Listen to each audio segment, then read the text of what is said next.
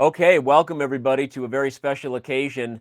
This right here is the debut, I guess, hard to say that because the feature's been out for a while, of Chess.com's classroom feature, but most importantly, the promised lesson during the World Chess Championship that some lucky members of our community would have a chance to learn with Fabi. And that guy right below me here in this video recording of our classroom tool is Fabiano Caruana. A man who needs no introduction. But Fabi, let me just say you are looking fresh today. Thanks, Danny. So are you. Oh, thank you. Thank you. Well, we've got a number of awesome members of our community who qualified themselves for our contest. All they did was solve at least one video lesson that Fabiano did in his preparation for the World Championship, a video series that debuted a few months ago. Of course, you can check it out. We'll have a link to it in the video notes wherever you may be watching this, whether it be on chess.com itself or YouTube or somewhere. So you can check that out if you want. But they played along and won this opportunity. And so to start things, Fabi has a game he'd like to show, one of his more famous games, and I'm going to turn over to him. Don't worry. Fabi will do most of the talking today. This won't just be a Danny show for those of you who are already ready to click the mute button. But then we're going to get into our questions from our members of the community. We're so excited to have everybody here. Thank you so much. Everybody wave because we can't unmute everybody. So everybody just wave. Yay. All right. We're awesome. Here we go. All right, Fabi. So we've got this game that you wanted me to prepare. And so I'm going to switch to it now, and everyone can see the position before their eyes. I don't believe they can see the move you played, but take everybody into this game and why you wanted to show it, and then it's your show, man. So what's the lesson about? Sure, yeah. So I picked this game. It was played 8 years ago in the tournament in Dortmund. I was playing Ruslan Ponomariov, who was world champion a long time ago. He was maybe even the youngest world champion back in 2002. And I was playing with the white pieces here. So it's clear that white has a very good position. And the reason why I want to show this game, I won't really say yet because it has a bit of a surprise at the end. So we'll leave the surprise. But anyway, when you see this position, you see that white has a very, very strong position. All of white's pieces are super active. Black is not active at all. Black is completely passive, but for the moment, he's defending everything very well. And so even when you have a very good position, you still need to find a way to break through. So actually, I wanted to ask you guys what your thoughts are on how white should play this, how white should try to improve the position, try to make some progress here. If you think you have the answer or you have something you'd like to say, why don't you wave in the chat so everyone watching this can see that might be how coaches direct their lessons in general using Classroom. But go ahead and let us know if you have something, and so we'll call on you, Tawny. Tawny, you get to go first, buddy. Go for it, ma'am. Okay. Can you hear me? We can hear you, man. Okay. So to break the position, you probably need to go G6 at some point. Okay. Well, how well have you calculated it? What have you looked at? After G6, I know that they're not gonna take, so they're probably gonna try to trade, maybe like a move like King B8 and try to hold the position. But I think it's still very hard after something like Bishop F5. It's still hard for blacks, like some after Bishop F5, because if Bishop takes, then E takes F7. Yeah, E takes F7, and then Rook F8, for example, and then Rook E8, and then you win. So I mean, it's very hard to hold for white. And after Bishop F5, like if they don't take, I mean, I am blasting through. Okay, G6, King B8, Bishop F5. What were you saying? Yeah, I was saying that it's very hard to play because, I mean, you're kind of stuck. I'm gonna take your E6 bishop, and I mean, I'm just up a pawn. I'm gonna queen soon. So I think Okay. So this is a good thought. So I gave this position once before to a group of people, and the first suggestion that most people came up with was Bishop to F5 immediately. The idea was this is the defensive piece in black's position. If we remove it, then we can try to target the D5 pawn, possibly the F7 pawn. The problem is that black takes on G5, and this kind of position, like let's say take, it might be good, it might not be, because you're starting to simplify the position enormously, and you have a passed pawn, but sometimes these passed pawns don't promote. So that was the first thought that most people came up with. And the second suggestion was the one that you came up with, Tani, which was to play g6. The pawn is potentially hanging on g5, although not immediately, because let's say white makes a passing move. If black were to take everything, he would still lose his c7 pawn and the game. So it's not hanging immediately, but long term it might be a vulnerability. So it makes sense to advance it to a square where it's invulnerable indirectly, because as you pointed out, if black captures, the bishop hangs. So this pawn is, we could say this pawn is overloaded. It wants to provide two functions. One is to stop the advance of this pawn, but it has a more important function, which is defending this piece. So g6 is a good thought, because if we think about how black can respond to this, there's not too many ways. So you came up with this move, king to b8, with the idea that you want to over defend c7 and ask white what to do next. But this move actually has an even bigger problem than bishop f5. So this is an important theme in the position, why black can't play king b8 immediately here and also in the future. We should ask everybody to solve that. What is the idea Fabi's referring to that is even more powerful than the line Tani gave? Throw your hand in chat. KP Infinite, you just waved. You get to go. KP Infinite, what's the idea? It's just bishop a6 with checkmate. Yeah, that's right. So bishop to a6 threatens checkmate.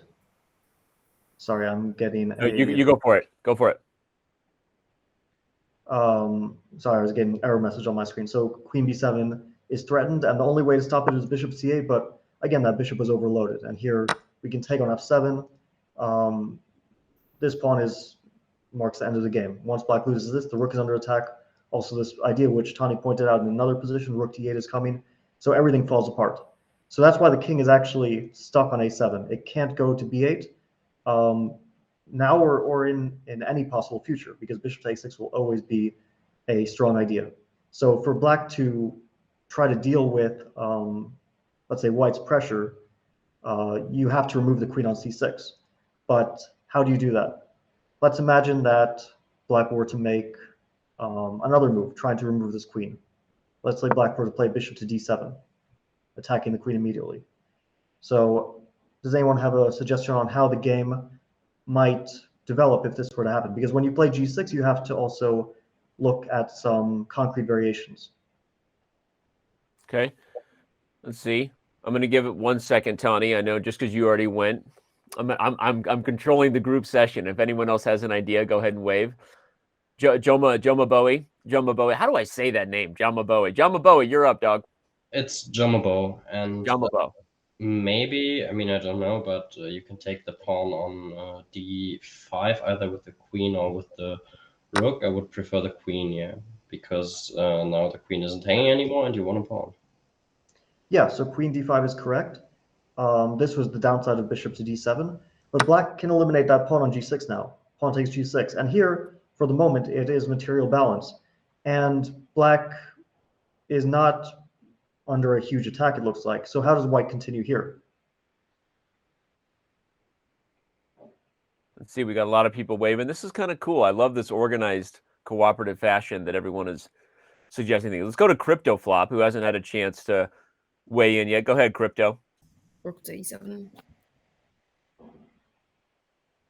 Crypto, we're having a hard time. Maybe you could increase your volume or give you one last chance there, and then we'll go to someone else. Can you increase your volume a little bit? Oops. I think I heard rook to e7. Okay. Which is actually a very integral idea in many lines. And here I think the point is that if queen takes e7, queen takes g8, trades rooks, and then g6 is potentially hanging. The problem is that we're trading too many pieces, and now black plays g5, and we're no longer in a position where white has so much pressure here. Just because too many pieces have been traded off. So when you have a lot of active pieces, you don't really want to continue trading. That's more the defender's goal. So if we go back a few moves. You want me to go back, or can you go back? I'll do it. I think I went back, right? Okay, go for it. So white has a stronger way here with the idea of rook e7. And this one isn't very obvious, although white is winning in this position. It's not extremely forcing, it looks like. Actually, Tani, I see that you're waving in chat. Go ahead, Tony. What's your suggestion here? I'm not sure right off, but what happens after bishop b4, queen c8? Queen c8 I think is the only move, and probably rook e7. And then if rook d8, you can probably just take on g6 and go queen e5, and the c7 pawn is really weak. I don't see another way to win this easily. Yeah, that's correct. So bishop Yeah, to just e4 take is the correct. pawn and queen e5. I mean, queen's very centralized, and this is very good for you. Yeah, this is correct. So let's go through it a bit slowly after bishop to e4. So it threatens checkmate. And unfortunately for black, if he tries to cover the checkmate on b7, he gets hit with another checkmate on an unlikely square, but this is also an important detail. And if black were to play c6, this doesn't look like it's immediately losing. But once the structure is damaged in this way, once the structure is kind of compromised, white just plays queen d6, rook to e7 is coming, bishop to c6 is coming, and the threats are too many.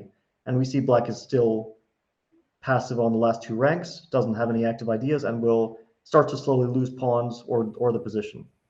So queen to c8, for that reason, is forced to deal with this threat. Now rook to e7 comes, so that's why this was such an important idea. But here, black can't take it and trade rooks. So you cover the bishop with rook to d8. And now bishop takes g6 is probably a fine move, but there are even stronger ways. For example, queen to f7 is a super strong move. And also the idea that you mentioned to put the queen on e5, that's a perfect square. But this one is possibly the strongest way white can continue. And although white will win the pawn and only be up one pawn, it seems like only one pawn, it's a completely winning position because besides the pawn, white has all of the other positional advantages that he had before. The more active pieces, black's king is clearly the weaker one between the two because it is opened up while white's king is covered by these pawns. Black's king is constantly under the threat of this bishop on the long diagonal.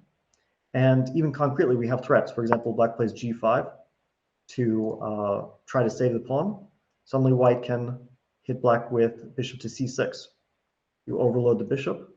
The bishop is attacked 3 times now, defended only twice, so it has to move, and wherever it goes, including if it takes on c6, there's rook to c7, winning the queen because of the check. So we see that white's activity, although it might not immediately come into play, long-term black won't be able to defend all the threats. But that being said, bishop g6 should also be a very strong move. So this is why now we're starting to see how it looks like black has many moves here, many options. One by one they get eliminated. And that was the way that I was thinking about the position before I played g6, which was, at first I thought black has a ton of moves here and maybe one of them is decent for him, but once I went through them all, I didn't find any defense for him here. First, you see that king b8 loses to bishop a6, so the king can't move. The queen can't move because it has to cover this pawn. And let's imagine black waits with a move like queen to c8. Here, white wins in a very simple fashion.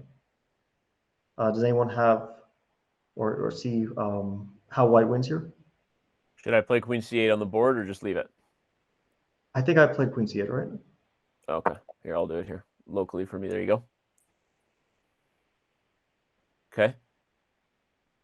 I see Tony's raised his hand. Go ahead, Tony. Rook e7, and the bishop hangs. Yeah, that's correct. So gf7, bishop 7. This wouldn't be very good with the queen on d8. But here, rook to e7 comes, attacks this, and wins the game. These are either winning the queen or the bishop. So once you go through all those options, you start to realize that black is in what's called zugzwang. And it sounds very strange to say that in a middle game because that's a theme which is very common in endgames. And zugzwang literally translates to the pain of having to move. And so that's what black is in here. He doesn't want to move. He would rather wait and see what white's threat is. Although white may be able to come up with a threat like bishop to f5 as Yeah, mentioned, is an idea. But it's actually even worse that black has to make a move because any move he makes damages his position. So we've gone through the king move, which loses. Queen moves also lose, all of them. Queen to c8, queen to e7, all lose in the same manner, which is g takes f7. The bishop can't move because it's tied to this pawn. And so there's only one piece left for black to move, which is the rook. And this is how my opponent played in the game. But before we get into the game continuation, which was he played rook to g7, asking me how do I want to continue? How do I want to try to make progress here? There's one other rook move, which is super interesting to look at, which is rook to f8. So this one I was actually quite proud of seeing in advance how to respond to this move, rook to f8. So does anyone have an idea on what to do here?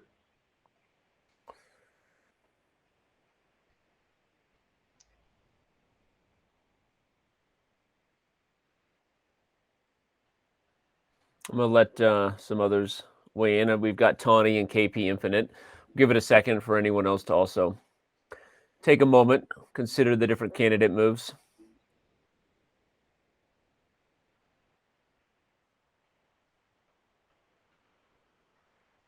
That's not just because I'm still calculating. That's not the only reason. As someone who knows the game, I've never seen the analysis on rook f8, but I think I got it too. So, all right, let's see. We've got a few. One wave is enough. Definitely, we see you. We see you, Tawny. And let's see.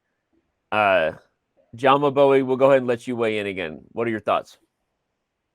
I think, can you play g7? And if the rook just moves back, trying to defend... oh, no, you can't.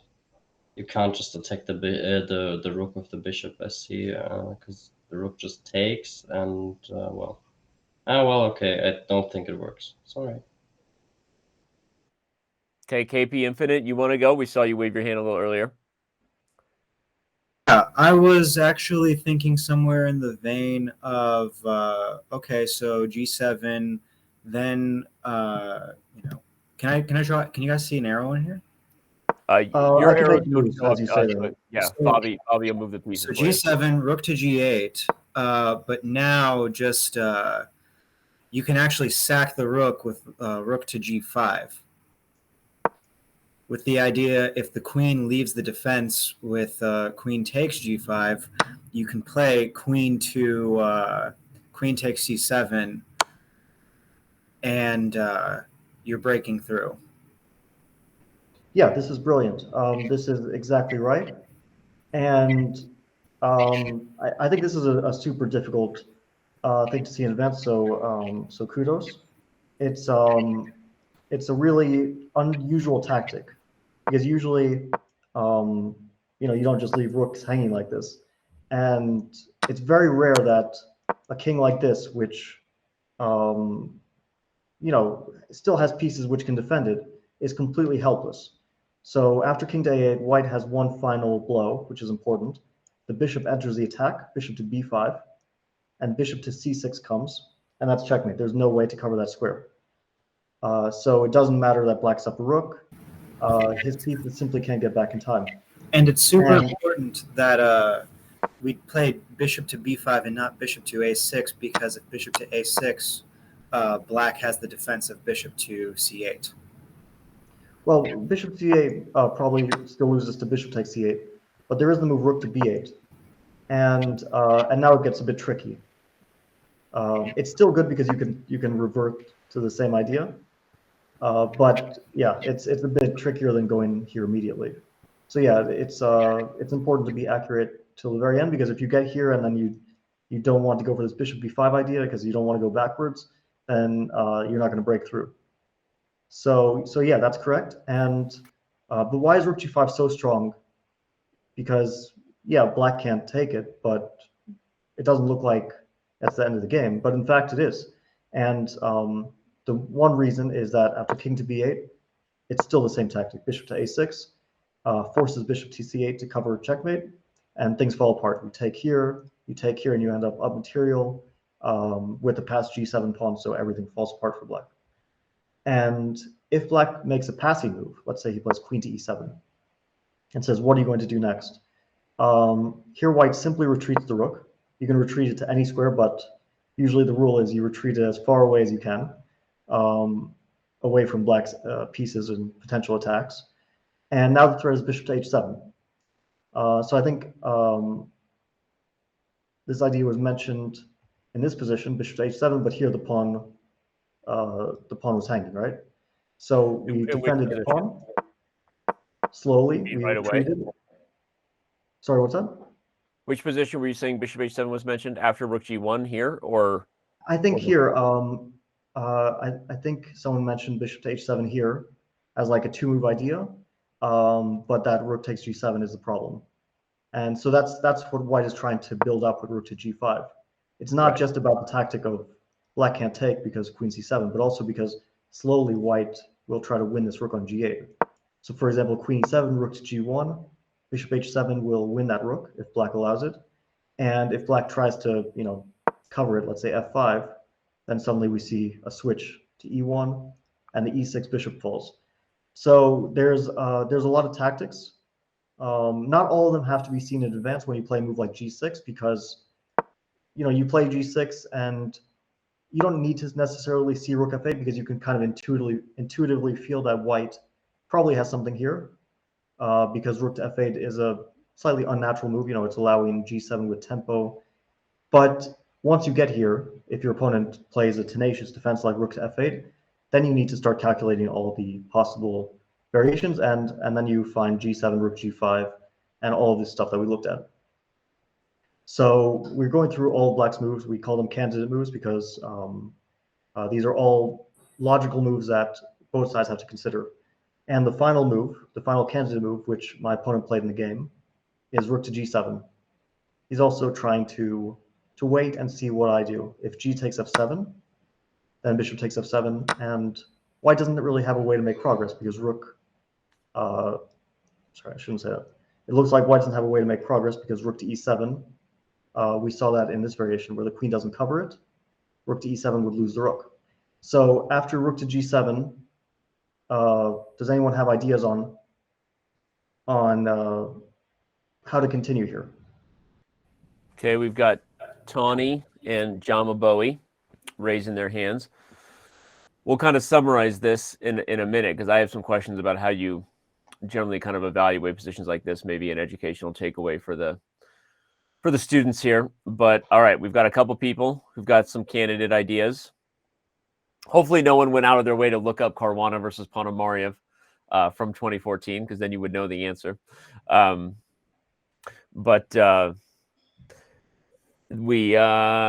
right, Tawny, we'll let you say the next idea. Go for it. Pawn takes f7, bishop takes f7, and then rook e7. And then I was thinking that rook e7 is really nice because of queen takes e7 and then bishop a6. And I think you're just winning. Yeah, that's absolutely correct. I didn't know this game before, but yeah, bishop a6, and I think it just made king takes, queen a8, and queen b7 is unstoppable stuff. Yeah, that's correct, and that's and then what my opponent... also if king b8, which is the other move, king b8, because if your opponent knows it, then you have king b8. Now just bishop a6, and your opponent resigns anyway. So yeah, it's the same idea. So this is a clearance sacrifice, but it's kind of unusual because the target, which is it looks like it's super well covered, is the a8 square, and right now black's two pieces are defending that square. So first we distract one of them with this move, which looks like a blunder of the rook. Of course, black has to deal with this threat of rook takes e7, and king b8 doesn't cut it because of bishop to a6, as you mentioned. And if queen e7, it looks like, well, we just lost rook in the game, but bishop to a6 comes, threatening mate. Very unusually, black has no piece to cover that. If the queen were on, some other square, it could go to a8 or d8 or b8. But here there's no piece to cover. Black has to capture the bishop, and the final move, queen to a8, checkmate. A very unusual checkmate. You rarely see this, and also helped by the fact that the pawn on a4 covers b5. And he let you play it out to checkmate in the game, right? Sorry, what's that? Pano let you play it out to checkmate in the game? Yeah, he was being very very nice, and he allowed the checkmate. Not every day that super-grandmaster did, but it really is like picturesque here, right? Beautiful to see all the black's pieces on the 7th rank of a rook and a Yeah. bishop. So I have a question. How early did you see this idea in your head? Like whether it's, obviously we can go as far back as where the combination sort of begins with G6, but certainly you probably weren't calculating that it was going to end that way. But how early were you aware of this sort of, whatever you want to call it, right? Attraction, sacrifice, and the mating net that could have occurred here? Yeah, when I played G6, I had plenty of time, so I was able to calculate all of black's possible moves here, and so yeah, all of it was seen up to the end. You don't really need to you can also play this move on intuition, because you sort of feel that this is the correct move, and I think you guys also suggested this move and felt that this is the correct way to proceed. You don't need to calculate rook G7, rook F8, all these possible moves, but if you have the luxury of time, if you have a lot of time on the clock, then it doesn't hurt to go as deeply as you can and to foresee all of your opponent's possible defenses. And if we go back just one move before that, when I played queen to c6, I had in mind g6 because it looked very strong, but I didn't have anything in mind besides g6. It just, queen c6 felt like the right move to attack this pawn, and I was actually more expecting bishop to b7 rather than the move bishop to e6. Although in both cases, black has an incredibly bad position. Bishop to b7, queen to f6. White keeps just a solid grip on the position. So you don't have to see everything in advance. But once you get to, like, we could call this a critical moment, like rook to g7 or rook to f8, whichever move black makes, it's a critical moment for white, because here is where you have a choice. Black doesn't really have much freedom. White is the one who has to find a way to break through. And so here's where you have to invest your time and energy into finding the finish. If white doesn't have this, and rook e7 and this tactic which worked in the game, then you have to find another way to break through. So you kind of, let's say with experience, you get a feeling for where these critical moments are, where you need to really invest your time and energy. I think that's instructive. I think obviously you said that the group had a feeling that G6 was the move, but the balance between needing to go all the way to the end versus intuitively knowing that something is the right approach, I think comes with experience, but trying to get you to elaborate a little bit on that. But it feels like you said, like you didn't have it all the way calculated out, but once the critical moment was here to rook G7, what would you say develops the sense of a player to know that, like, it's now or never, right? This is the critical moment. You either cash in or you're going to let your opponent off the hook. What would you kind of say about that here? Well, I read this in a book once, which is that there are like certain, let's say, things which happen in the game which should give you some sensitivity, and the author listed a bunch of different things, and those are like positional factors. Like here, we would say that the fact that black is very passive, that we made an active move and he just starts to wait, and that he has a lot of weaknesses. C7 is a weakness. F7 is obviously a weakness because we can capture it at any time. D5 is a weakness. His king is obviously vulnerable because we saw in many lines bishop a6 coming with mating attack, and his rook on g7 is super awkward. And all these factors combine, and you look at this and you think there just should be something. Yeah. And that then when you get that feeling that there should be something here, and I can't say that the feeling will always guide you. Like sometimes you feel like there has to be something, and chess is a tough game. Sometimes there's just nothing at all. But very often your intuition guides you in the sense that you feel like everything's hanging. He's totally passive. I just have to have a way to win this game. And then that feeling guides you to start to invest in calculation. But the factors that, like, I don't know if you can really, let's say, have a playbook of everything that you need to know when you feel that. Like, I can say it's because white is more active and black has weaknesses. But I don't know if that will always be the case, right? Because chess is a very, very concrete game. And sometimes it's just all concrete variations. The positional factors don't matter. But still, we see these things. And and we help them, let's say, like when a computer thinks about a position, it just calculates every move, but we don't have that computing power. We can't calculate every move, so we have to use our intuition to guide us on where to look and when to look. And that's something which is developed a lot by experience. It's also something where, yeah, you can have some guidelines like, we have a passed pawn and we have active pieces, and these things tell us this is my moment to strike. Yeah. But yeah, I would say a lot of it is really just experience and intuition. Awesome stuff, man. There you have it, right? Maybe you knew of Caruana Ponomarev from before, but never broken down by fresh Fabi on the mic. So that's awesome stuff. And I think I could continue to make this a selfish conversation and ask you more questions about high-level processes there in terms of your critical thinking. But we're going to turn over the floor now. Everybody here got a promise, which is they're going to get at least one question for you, Fabi. And so, Tani, I'm going to do you the favor and let you go first because of your message about your school. I don't know how you didn't clear your schedule for this lesson. That's a you problem, buddy. But I am going to let you go first. No, I don't want to go first. Well, either that or you might miss your question. So then I won't make you go first. But if you don't have a question before it's time to go, then I can't help you out there. So I'm gonna turn it forward, guys. Let's see. Daniel Lona, Mr. Lona _chess. We see you there. Do you have a question prepared for Mr. Caruana? Yes, I do. I don't know if there's any board setups for this necessarily, but I will do my best to set up a board magically as quickly as possible. yeah, my question is just simply about taking advantage of the initiative when you have it. If you have any tips on how to effectively do that. Sometimes I can tell I have the initiative, but I'm not always capitalizing on it the way I think I should be able to. So I don't know if you have any broad suggestions for that. Thank you. Yeah, that's a great question, and that's really difficult to give just one piece of advice on. But when you have that feeling that you're the one who is directing the game, that you're the one who has the initiative, I think it's very good to trust that feeling, because sometimes feelings misguide us, and it happens to everyone. I think it also happens to me that I feel like I'm the one who's directing the game, but in fact I was never better. And I can even give recent examples of that. But I think it happens to everyone all the time. But generally speaking, I always advise that you trust your intuition on that.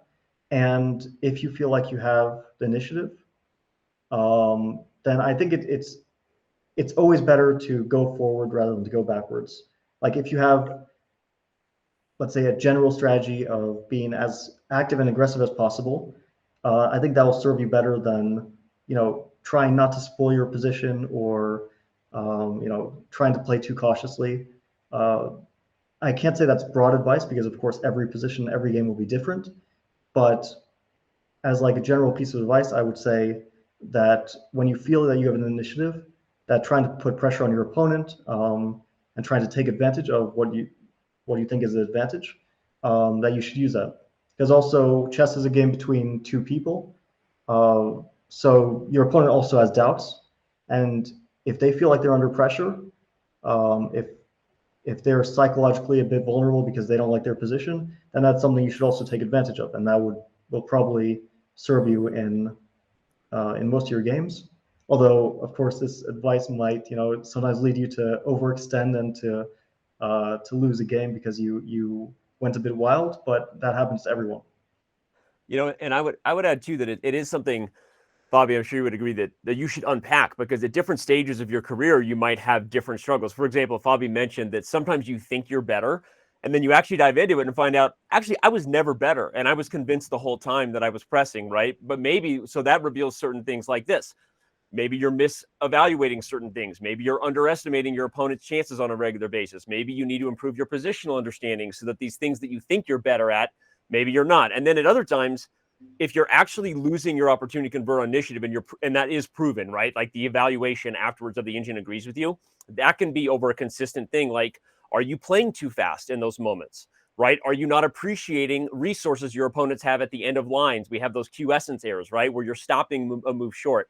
I'm obviously adding some because I also coaching and teaching, so I apologize. This is Learn with Fabi, but I think it's really important, Fabi, that people dive into this, right? Because there are mistakes we make in games, and then there are mistakes we're making on more macro levels in our chess games, in all of them, right? And the reason you should dive into it is because if you really find a consistent pattern that you're missing chances to convert on an advantage, there's probably a pattern within that pattern, which it could be a number of things. Like I said, playing too fast, not going deep enough in your calculation, so you're consistently missing that last resource of your opponent, etc. Right, Fabi? There can be patterns there that you start to understand, and therefore you can improve your games on more macro levels, right?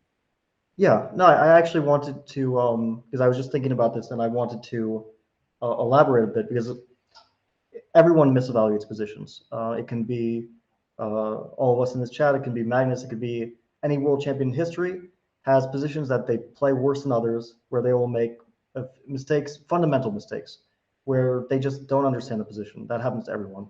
I can point to recent examples like in the candidates I lost to Anish Giri. I thought I was pressing. I thought I was better. I was playing actively.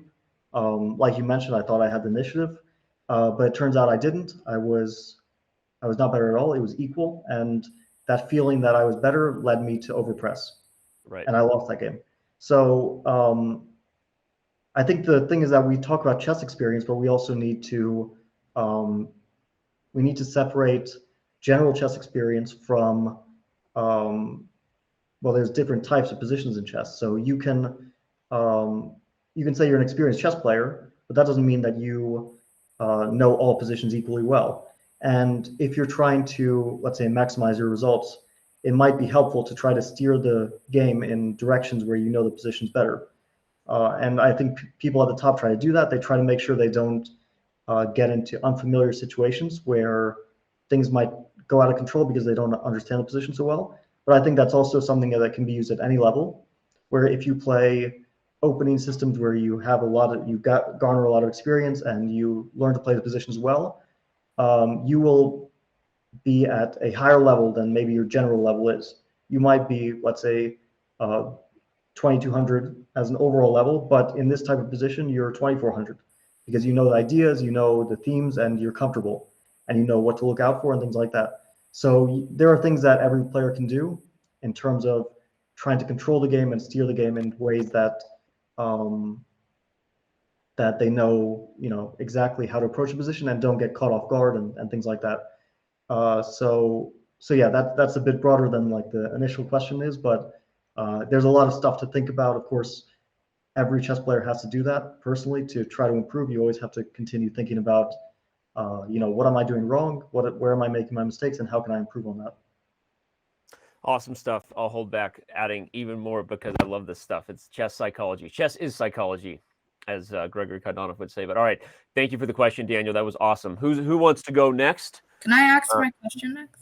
Go ahead, Tony. Go for it. How do you think as a grandmaster, like, is there something specific that makes you a grandmaster? Is there like something you have to do? Well, that's a good question. It's difficult to say because everyone reaches, let's say, their chess progress in a different way, and everyone becomes grandmaster in a different way, and everyone becomes international master or 2700 or whatever level it is in a different way. So I don't think that there's like one formula for becoming grandmaster. There's not like a riddle you have to solve or something. There's not like a magic stone you have to find. I've been looking for it my whole life. No, go ahead. No, it's just I think everyone will have a different answer to this question. But if I had to give advice on how to reach grandmaster, it would be the same advice that I would give on how to reach 2000 if you're an 1800 player, or how to reach FIDE master if you're a 2000 player, which is kind of similar to what we were just talking about. Is that you have to try to identify your mistakes because everyone has weaknesses, and you have to try to work on those things. So it's very much an internal process. It's not just I'll work on study these tactics and these openings and improve, because most people, if not all people, at some point hit a plateau or they hit that wall where they're struggling to make progress. And very often I think that the reason people don't, aren't able to make that next step, or they reach a certain level and they just stay there, is because it's uncomfortable to admit that we have weaknesses in our play and we have to deal with them. And if you can find a way to correct those mistakes, whatever level you're at, that'll be your surest way to improvement.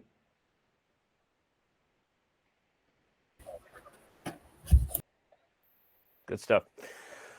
Well, we're going to continue here and remind everybody that if anything chess specific happens, I'll try to bring up on the board. But I think it's probably expected. A lot of the questions might be based on your general improvement and things like that. So this is great, and we'll keep rolling along. Who is next? Let's see. Jama Bowie, you ready to go, ma'am?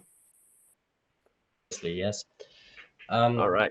So first of all, thanks for the opportunity. And the question I have is, how does someone at your level or at any level, how should they study lines? Like, for example, I tried to study some lines in the Tatakawa and the Caro-Kann today, and it's like really hard for me to differentiate between these different variations. So how do you just repeat lines thousands and thousands of times, or do you just have a miracle way or something to memorize them? So just to elaborate, you're struggling with the memorization aspect of openings, yeah? Differentiating between this line and that line, where maybe a bishop was on somewhere and then the other line it isn't, and where the difference is between maybe here I should play the move or here I shouldn't. Yeah, no, that's a great question. It's also something that top players struggle with. I know I'm not the only one who is struggling with it, because I've spoken to other players, and I know that one of the biggest challenges is you analyze a lot of stuff. Most people analyze on a computer nowadays because we have really powerful hardware and powerful software that allows us to really delve deep into an opening or into a position that we're interested in. And we do great analysis, and then we come to the board and we realize that we don't remember half of it and we don't understand the other half. And that happens to everyone. It's certainly happened to me. So I'm still trying to find my way in terms of how I deal with that, how I best memorize positions and how I best understand them. Because that's the other thing. A lot of times, let's say we see a computer line, it tells us this is good, and but that could be based on crazy tactics way down the road. Like, just because we see a number doesn't mean that this number is easy or that it has any practical impact on a human's game. It could be that you know that the position is +2, but it's just too difficult to figure out for you on the board. So it's not just about having good analysis. It's also about understanding the position that you're looking at intimately. So I think a lot of that comes in over the board work. So even though we have all these great tools to analyze and to understand chess with computers and databases and all that stuff, I still think that over the board work, thinking about a position over the board, is something that you just can't replicate that value in computer work. You really need to get down to the position, thinking about it on your own, not just looking at what the computer says. And that's something that everyone struggles with as well. Everyone who's seriously analyzing openings has a tendency to overtrust the computer, even though we know the computer's right in most positions, pretty much in all positions. It's still, that doesn't necessarily help you over the board.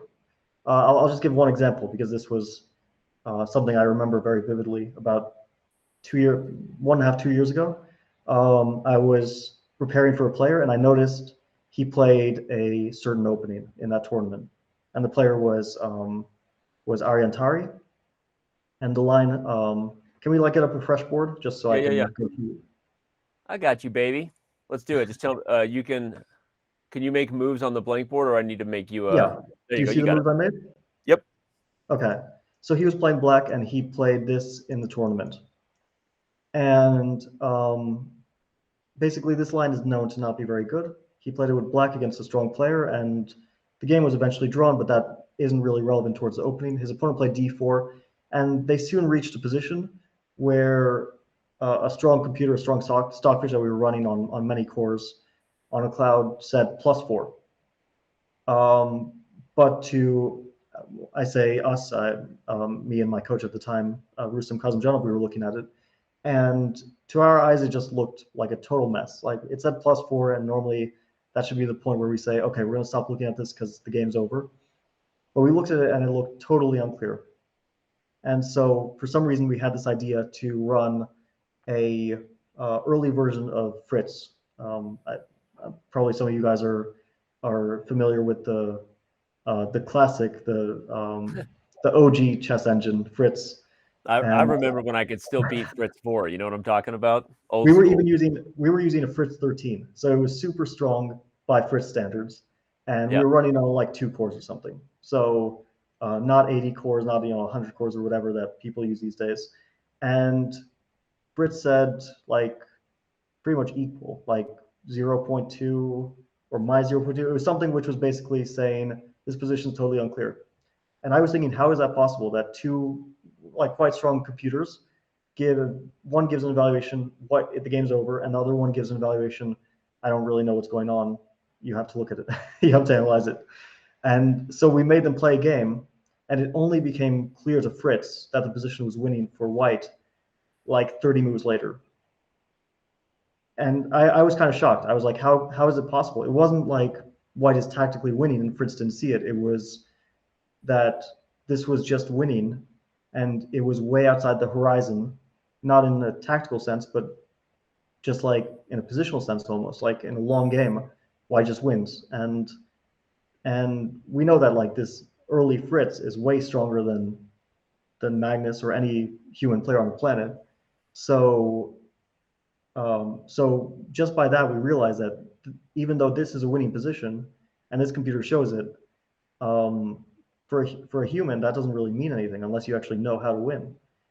Over the board, we could say it's +4, white's winning, or we could say, well, this is actually an unclear position and anything could happen. Mm-hmm. So I'm just using that example to say, like, not to overtrust computers, because they've gotten a bit too strong and a bit like they're just living in another world now. So it's very helpful to, when you're analyzing openings, to look at it still from a human perspective. It's difficult, but looking at it over the board and trying to think, well, I play this, and what does black do after what does white do after FE4, and trying to think about that. And I try to use that tool myself when I think about positions. Let's say I'm analyzing a line and I have all these crazy variations, and I just like to, when I'm away from the computer, just think about the position in my head and what moves come to mind from a purely intuitive human perspective. Right. I was going to add to that. I mean, that was fascinating, even for this lowly IM. And I to even give a little more context, John Bowie, I would say that there's a difference between memorizing the move and then memorizing the why. And I do think, obviously, when Fabi tells a story about trying to, solve all your Argentari's openings and that level of depth, maybe we're not all doing that. But I do think, and Fabi, maybe you can help me here, but I do think there's a process where a lot of times when people are going over their games in rapid fashion, or they're trying to memorize their opening repertoire, you can get a bit robotic. And actually 2 bad things can happen there. One, you don't actually understand, as you said in the Caracan, why the bishop should be on f5 versus d7 in advance, or g4. Like, are you actually taking the time to process the why? Not just at the current position, but in the middle games that occurred, there's a reason the bishop on f5 is consistently misplaced because of XYZ, right? And I think that committing that to memory is much more powerful for your chess than memorizing that on move 13, the bishop should go to d7 versus f5. That's the first thing I'd say. And the second thing, I'm going to ask you this, Fabi, I'm asking a question for myself, is I've actually found that it can be counterproductive to do too much of that before a tournament, because it puts your brain in a space that is maybe not the most powerful for critical thinking, which is basically you're analyzing a position to the point that you're willing to play it. It doesn't mean you're actually ready to play it, right? And if you do too much openings where all you're doing is memorizing where the piece goes and not why the piece goes there, it can be doing harmful things for your game, John Maboe, in addition to the fact that you're not actually remembering your lines as effectively as you'd like to. So, Bobby, I know I just added more to that question, but I think this is a really important question. A lot of people struggle with this. So more context, please, can you, based on some of the things I said? Yeah, no, I think that we have to be careful not to also harm our chess with all the technology, because it's very easy to get into that purely analytical space where you're doing good analysis and you create a file and it's very presentable and everything is correct and all that, but that doesn't help you at the board when you get there, because that's when you have to think on your own. So one of the other helpful things that I do for myself is I like to go through the high level games in an opening variation or in a position which were played in the past, even way in the past. And you can look at them with a computer. You can look at them on your own and try to think about them. But those games are the most valuable because they show how people were thinking about the position. They show the pitfalls that people go into, the typical mistakes, let's say the directions where a human might look to first. And I think top players use that a lot, which is they have an idea, and very often you have an idea which is dangerous, but it's not, objectively leading to an advantage. And then you want to test it against another person because you want to see what their intuition, what their first instinct is. And you can't get that when you analyze it because, your feeling of the position is colored by the knowledge that the computer gave you, right? That this position is a bit better for white. This is winning for black. So very often that task of, what's the human instinct here is given to another player. So you play a training game against someone in this position. You say, this is my idea. And now it's on you to figure out what to do over the board. And that gives you a feeling for how a human approaches a position.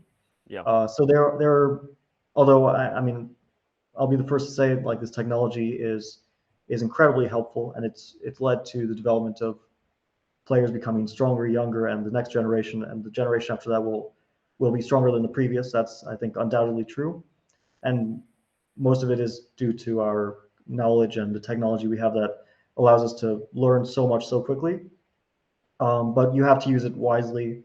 You have to make sure that you're still thinking about the position and you're not letting the computer do the thinking for you. So you use it as a tool rather than it's just taking control of everything and you're just there to to press buttons and to create neat files. That's a problem I think anyone who seriously analyzes openings will fall into that, including players at the very top. And I know that Magnus tries to avoid that as best he can by trying to avoid the computer as much as he can. Of course, you can't avoid it completely. It's super helpful and important to use, but trying to make sure that it doesn't stifle his play. It doesn't get in the way of his his understanding of the position. Good stuff. Yeah, we used to say, like, don't just press spacebar, right? Spacebar, next best move or whatever. And with great power comes great responsibility. Don't overuse the computers. I will double down on what Fabi said too, John, and then we're moving on from this. Training games, so important, right? Just set up the training position from move 13, move 15, move 20. Going to be much more effective probably to your understanding of the position. A lot of people spend too much time doing other things. I think training games are a really powerful way to get better in this way. So, all right, let's move on. I got KP Infinite next because he's on my pinned list next. I can move him up. That's really cool that I can do that.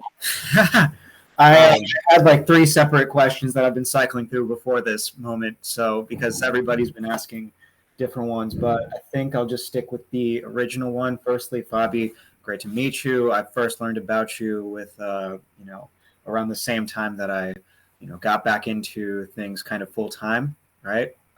So around your time that you got in the World Chess Championship.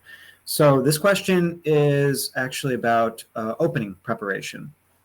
And it's fair to say that you've got a reputation as being somebody who is just you come booked up, you're ready to go. There have been profiles that characterize you almost like Botvinnik, who was somebody who produced absolute dossiers on people. But my question kind of takes the form of what is the difference? Where is the difference between being prepared and playing chess?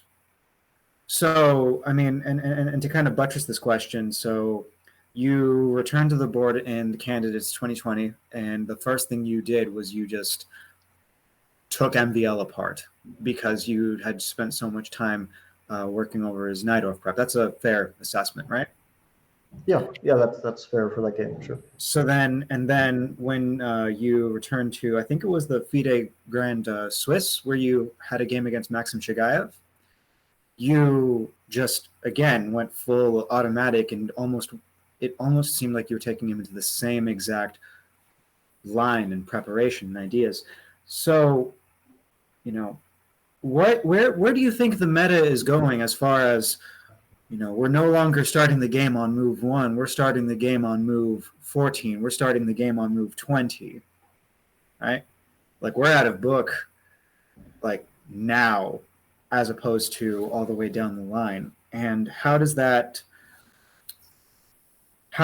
we, as, aspiring players, sort of keep ourselves from falling into the trap of being over-prepared when we should just be trying to figure out, don't blunder a piece.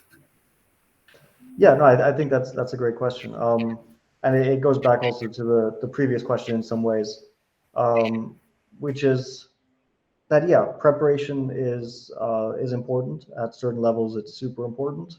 And we know that, players who play the World Championship, like we saw last World Championship, they come with a ton of ideas in the opening because they want to be the one to get the first surprise in. And they're just trying to increase their edge. It's like they're both super strong players. They're capable of winning good positions. They're capable of losing bad positions. But they just want to get that slide out edge on their opponent because they know that they're super close in level. That isn't going to bring the same dividends to the vast majority of players because for them it's very small nuances they're trying to improve on, and for most people games will come down to serious mistakes that happen in the middle game or in the end game, and they might not necessarily be blunders. It could be, of course, that if you hang a piece, it doesn't matter how many good moves you made in the opening or in the entire game, because one mistake can entirely spoil it. But it could also be positional mistakes, not understanding the position, getting tired at the end of the game, mistakes, well into the end game. So there's a lot of places to improve before you want to focus on the opening aspect. It's just that for top players, they've already worked on most of those aspects, and now they feel like their best chance of improvement and keeping up with other people is on investing in opening work. And the other thing is that if you want to completely avoid opening preparation, there are ways to do that. I think at pretty much every level. One of the let's say revolutions in chess recently has been that you don't just have to play main lines, and there aren't just a few things that are playable or good openings. It used to be that people were principled. They thought with white you should play e4 and go for all the main lines and try to beat your opponent in the opening. And I know just from speaking to players who were at their peak in the 90s or earlier than that they basically felt like your opponent plays e4 and there's almost nowhere to run to with black. And things have changed massively. Like, computers just taught us that pretty much anything is playable in the opening. You can play e4 and that's a legitimate way and all the main lines, or you can play knight f3 and b3 and that's just as legitimate an approach. And that's just a stylistic difference. If you want to go for direct lines and try to put pressure on your opponent, try to let's say take advantage of his lack of knowledge or her lack of knowledge potentially in the openings and try to get as big an advantage as possible, you can do that. That's one approach. Or if you want to play more of a control system like the London, like d4 knight 3 b3, d4 knight 3 g3, you can do that too, and it's just a different approach. So the best advice I can give is just to know your whatever system or opening you play, to know it well, rather than to think like everyone's playing the Berlin or the Marshall, so that's the right opening to play. I don't think that's the case anymore. I think you can play the Marshall successfully, or the Berlin successfully, or the Taimanov successfully. All these openings are inherently playable, not just from a subjective point of view, like I know it well and my opponent doesn't know it as well, and I'll have a leg up on him. That's important, but also from an objective point of view, we found out that a lot of things which were previously considered dubious or unplayable are actually fully legitimate openings.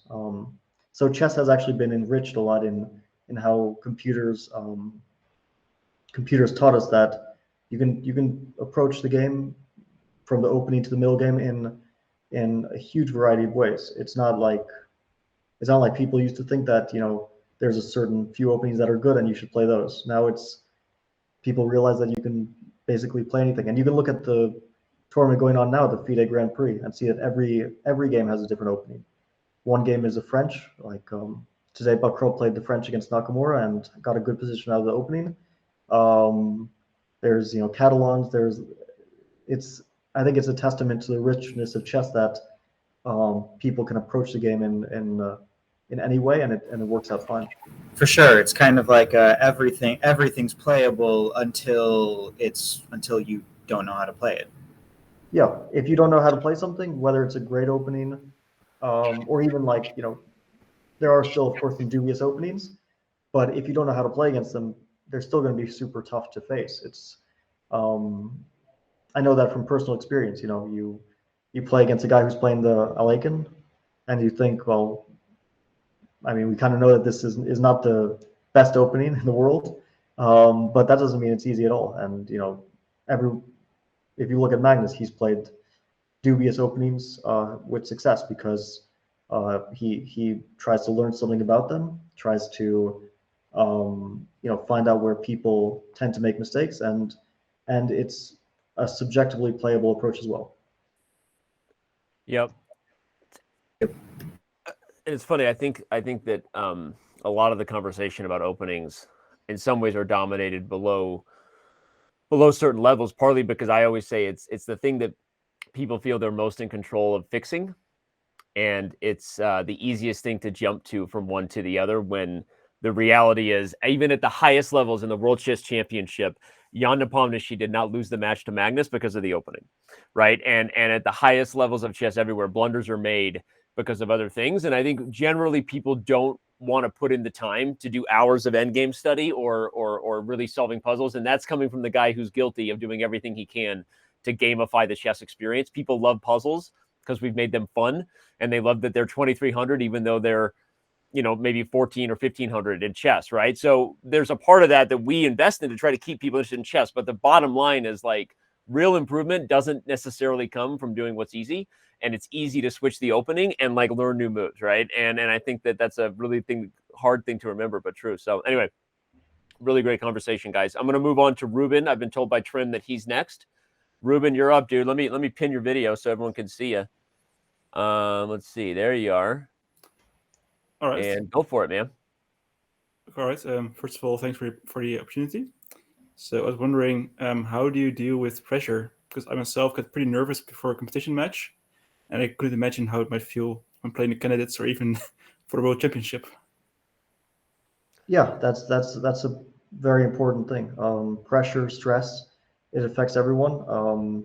It's just a totally human side to chess that everyone is dealing with this, and people react to it better than others. Some people react to it better than others.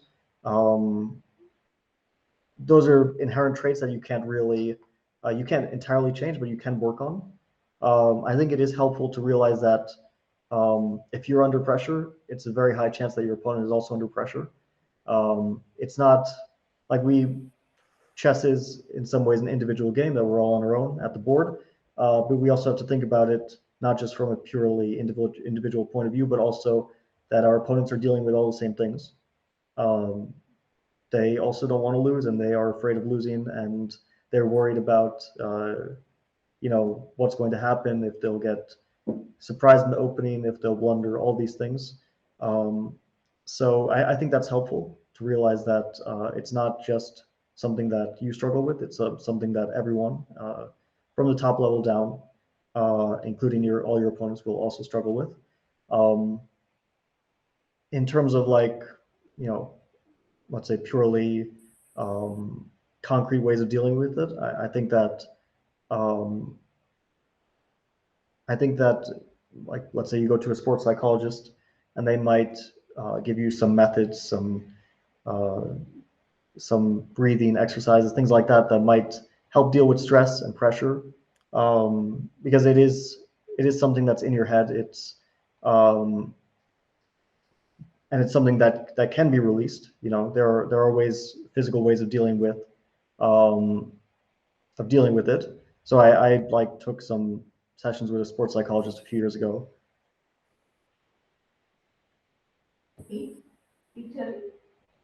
Yeah. I'm Yes. I'm I'm on.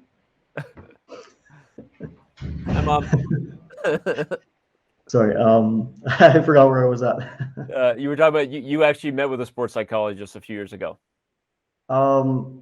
Yeah, and we went through breathing exercises and dealing with these issues. It's also something that comes with experience, and also comes partly with, let's say, we naturally become more nervous or stressed when we're dealing with a new situation. That's just a normal thing. I think that's not just in chess, but if it's your first time speaking in public, or first time running a marathon. Not that I've ever run a marathon, but it's going to be more nerve-wracking the first time. So the more games you play and the more you deal with, let's say, important tournament games, important in tournament situations where you're potentially playing for some big money, or playing for, let's say, your final norm, or you're going to get the master title with this game, whatever your goal is. The first time will always be the most nervous and nerve-wracking, and with time and experience, you will be just naturally better adjusted to deal with these things. So that's something that I think just as humans we adjust to through trial and error. So yeah, practice will also help with that. But it's something that everyone has to deal with. It's not just I know it definitely feels very personal at the time that you're stressed and under a lot of pressure, but it's something that everyone is dealing with. So is that like the equivalent of, like, if you're on the stage, just picture everybody naked? Everybody else is more embarrassed than you, so that makes you feel better? That's kind of the advice? I've never tried that one. That's how I get through my shows. I just picture that everyone watching me is naked, and then it makes me feel a lot better. Just kidding. Moving on. All right. Max, you're up, buddy. Next question. I heard many times that chess is 99% tactics, and that's rather obvious. And when you recognize the pattern, the tactical pattern, when you know it, you will recognize it immediately when you see it on the board. But the another problem is recognizing it many moves ahead. And this question comes to me when you were talking about your game with Ponomariov. And I am wondering, and am I assuming right that the position after you calculated many moves ahead may be right until the checkmate, was the position, the board before your eyes was as clear as the position in front of you on the chessboard? Am I thinking correctly? Oh, so from what I understand, this is a question of visualization. Definitely, yeah. Yeah, so visualization is probably the most important thing in chess, because I think that's where mistakes and blunders if we strip them down to the bare essence of them, that's where they come from, which is that we're not seeing the board correctly, because although when we see it in front of us, we see it perfectly correctly, then we have to calculate in advance, and the more different the position gets from the position in the board, the foggier it gets in our head. And that's true for everyone, although, of course, the best players will visualize the best, and people who struggle with visualization will make mistakes in their calculation, in their seeing tactics, or even in their positional evaluation of something, because all of it is tied together. You can misevaluate a position because it just doesn't look clear in your head, and it's difficult for me to like quantify what counts as clarity, like when you're looking at a position and you know where the pieces are. Some people, let's say, see a visual representation of a board. Some people see something else. I don't know exactly what everyone sees in their head, when they're looking at a position that's different than the board in front of them. But yeah, this is super important for tactics and for calculation, and this is where mistakes come from. And the way to train that, I would say, is through practice. Yeah, if you're doing calculation exercises constantly, that trains you, even though you may never get that exact position over the board. Let's say you're sitting down to try to solve a Benko study, just to give one example. That trains your calculation in a way which you might not even realize it, but it will help you. It'll help you visualize and calculate in your games. And also, when it comes to calculation, I think a lot of it is discipline. A lot of it is not stopping too early, things like that, which they're mistakes that you can solve. It just takes a great deal of discipline. But yeah, and I can tell you that the mistakes that I've made, the very serious ones, they've very often come from just not seeing the board correctly. Sometimes even the board in front of you don't see correctly. Like I just blundered my rook in my last tournament because I didn't see that the knight could move backwards. we weren't going to talk about that, but since you brought it up, I mean, rook b6, bro. Like, Yeah. But I think also with mistakes like that, it's they don't exist in a vacuum. Like they're an accumulation of a lot of factors. And in the case of that game, it was a pretty lousy game from both of us. It was a bit out of control. And once you lose control, your chess ability can start to fall apart.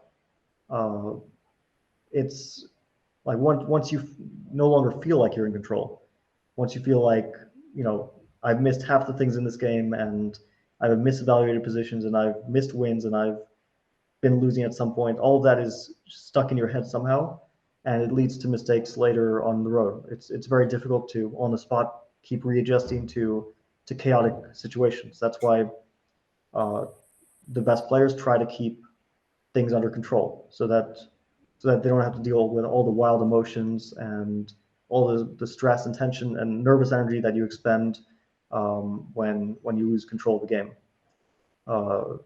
So yeah, when we talk about blunders, sometimes we think, how can a player miss that, because it's just so simple. But all of this is the accumulation of what happens throughout a game, psychologically, emotionally, and in terms of your energy reserves. All these things are things that you have to factor in from the start of the game.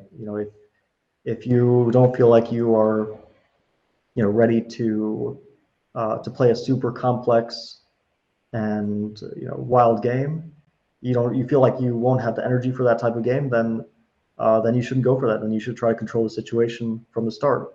If you feel like I have all the energy in the world today, then maybe you can go for it and try to throw caution to the wind.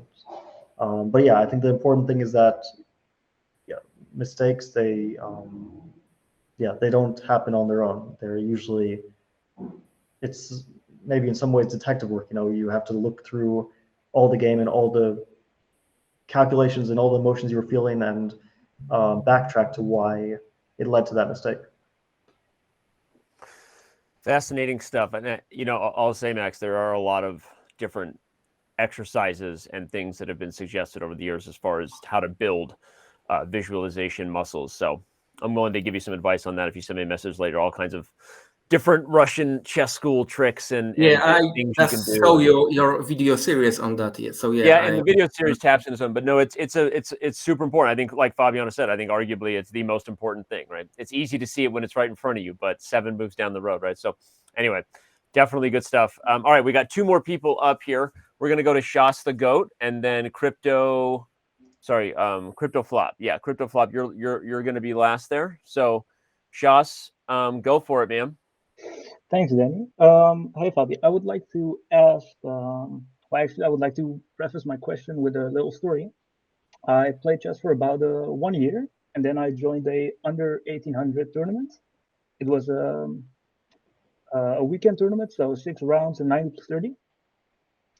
I managed to go 4 out of 6, and I'm pretty happy with the result, but I'm not happy at all with the chess I played, and also not with the studying I did before the tournaments came. So I spent about 1 month studying every single Najdorf line I could find on Chessable. I studied The Amateur's Mind by Jeremy Silman, the entire book. I just wrote it all out. I memorized everything of it.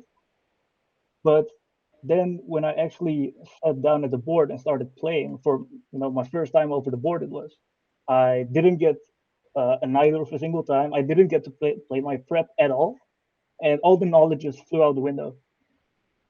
So what happens? Why do you just sit down at the board and forget everything and just start looking at moves and start intuitively thinking instead of actually recalling what you studied? Yeah, no, that's a great question. Because I can think of things that happened in my career which were similar, which is, you prepare something before a tournament, an opening, that fascinates you, and then you don't get a chance to play it, and it feels like you wasted your time. But I actually don't think that you wasted your time at all, because the knowledge that you got from studying the Najdorf and going through all those courses and looking at all the games you looked at, that's knowledge that doesn't go away. And it might not happen in the next tournament that you get those Najdorf positions and use the knowledge and the variations that you learned. But at some point in your tournament career, or in your chess playing, you'll get those positions and you'll use that knowledge. So whatever work you do, you might not see the immediate benefits of it, but it's still useful. So I would say don't be discouraged by that experience, because at some point that work that you did will help you, and it's just generally, you should think of it more as you're learning about chess, not that there's a time limit for I have to use this knowledge, but you're continuing to learn about chess. You're getting better. You're improving with all the work that you do and all the games that you look at, and it doesn't matter if it brings dividends in the next tournament, because at some point it will. Sometimes you have to be very patient to use the stuff that you do, but at some point it'll pay off. So yeah, I would say don't change that. Continue studying what you find interesting, and you will at some point be able to use it.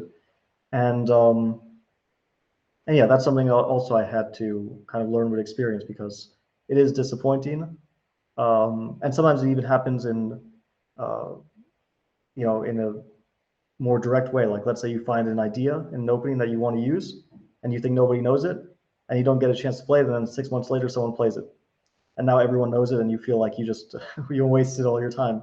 But now I don't think of it as wasting time. It's just you work on chess to improve yourself, and if bad luck happens and someone uses that idea that you found first, then well, yeah, that's just how it happens sometimes. But it's still good to do that work. It teaches you about the game, and all you should really be trying to focus on is increasing your knowledge and improving your play. And also, it sounds like you had a good tournament anyway, so maybe that chess work that you did, even though it didn't directly show its benefit, maybe there was still something there that you got your mind in chess, and you were primed to play in some way, and that helped out anyway.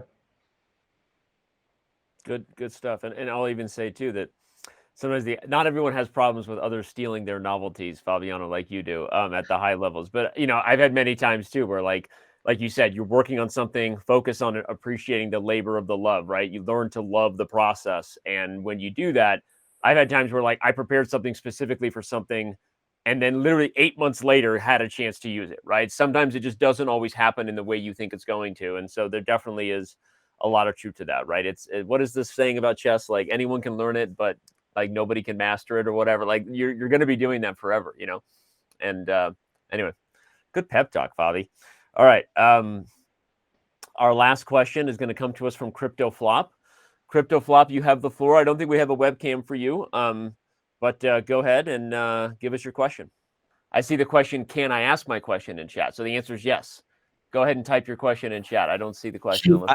I can read it out. It is so how does one maintain motivation? Because sometimes I'll play really badly in rapid games where I'm like really missing everything and says, all right, screw this, and play 30 straight games of Hyperbullet and not touch chess for a week. So like, how do I deal with that? Fabi maintains motivation with a lot of Clash Royale in the background.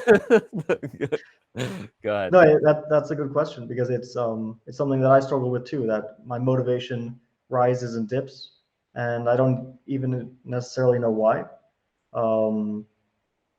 I think that's a purely personal thing. Why you might be motivated at times. It might be due to your chess results. Sometimes you have some bad results and you want to put chess down for a while. And I would say if that's the case, then you should probably do that. It's better to take a break from playing or from studying rather than burn yourself out. And maybe if you take a break, it will help you when you come back into studying chess or playing a tournament or playing online, help you find some renewed motivation. But yeah, that's something that I personally struggle with. So if I knew how to turn motivation on all the time, I would I would use that for myself. So I don't have like let's say a trick for that.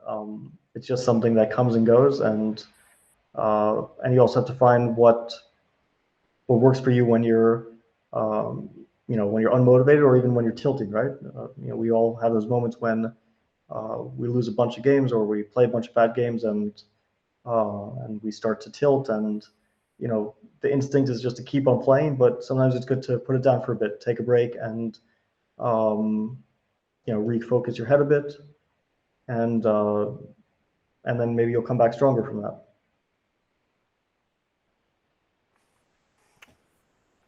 Good advice. Good advice for everyone. I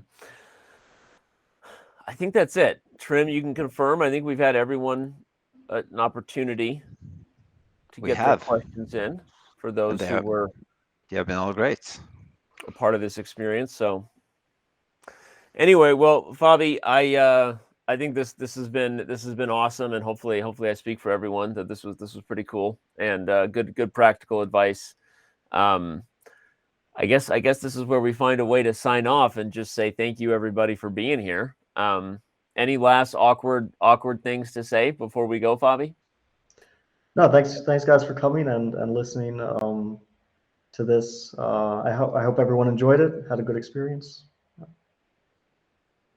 Yeah, for sure, and not so awkward, but true. And I think this was awesome, man. And all right, well, thank you everybody. We're gonna maybe be seeing this in some different formats hit the web. So if you're looking for a little recap, in fact, it'll be a good refresher for anyone who wants to review the things that Fabiano said that were legendary.